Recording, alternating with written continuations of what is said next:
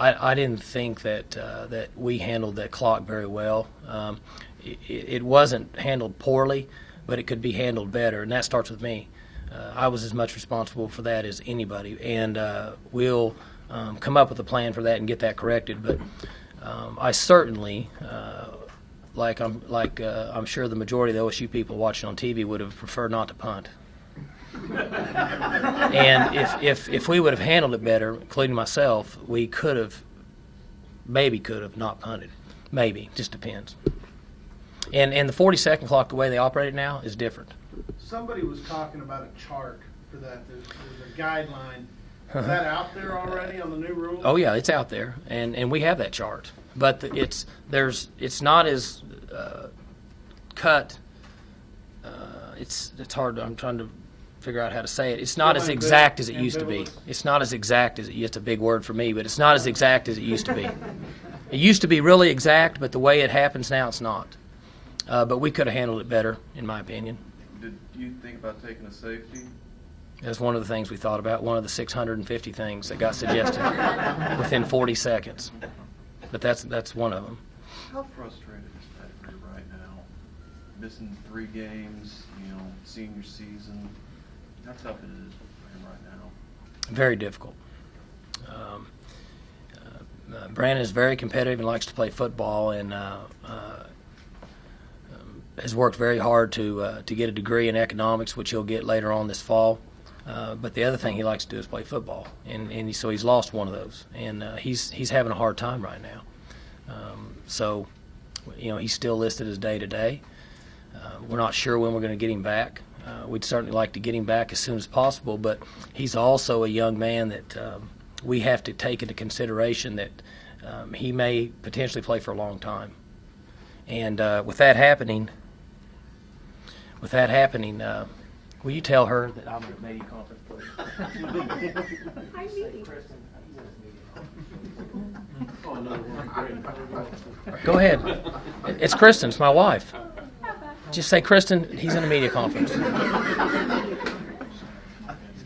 Just say thank you. Sorry. Yeah. Sorry. There you go. I'll call you right back, babe. All right. Okay, now, that's not a setup, believe me, because she doesn't even have a clue what she's got those 3 boys at home. But he's really, what's that? Yeah. Oh, I'm good now. John, I don't have the energy. I mean, I'm way past all that. Brandon is really he's having a hard time with not being able to play. But here's what he's done. Do you guys watch him on the sideline? I mean, he's right there. We're trying to call plays and chart stuff off and all that. And when something happens good, he'll slap you on the tail. And I'm 178 pounds soaking wet. He about knocks me on the field. I mean, he's into the game. He loves it. He's coaching those young tight ends, and he's doing what he can in providing us tremendous leadership. You have to almost put handcuffs on him because he wants to. He wants to play. He wants to play, but he may play for a long time, and we can't. We have to do what's best for him and the team, and he needs to be really healthy before we put him back out there. It's not fair to him to say, okay, we're going to buy into you wanting to go play and be a competitor, and you're really not well, and you've got a career. You can play a long time. It's not fair. You're not going to reveal the type of injury he has, but you've had a couple guys the last few years with a similar type of injury. I mean, there is no. He just has a foot. He just has a sprained foot. They call it a sprained foot. They call it an ankle injury. They call it a high ankle. I mean, you can call it whatever you want, but he has the same injury that basketball players and football players get, and there's no timetable on his return. I don't think it's a secret what he has. He walks around campus with a boot, and it's about 15 seconds later, and it's on the internet. I mean, he just has that same injury that those other guys have had. Because DeGrave had it 2 years ago, and you didn't get him back to the bowl game. Right. It's the severity, and you're getting into terms that are way above me, but the severity of the injury depends, and it's different with each athlete. That kind of makes this win, don't you think, even more impressive because you didn't have Pettigrew. The offense had 3 turnovers, missed a short field goal, fake punt that didn't work, still won the football game. The thing that we really liked, and I have to sum this up because I know Kevin's got something for me to do.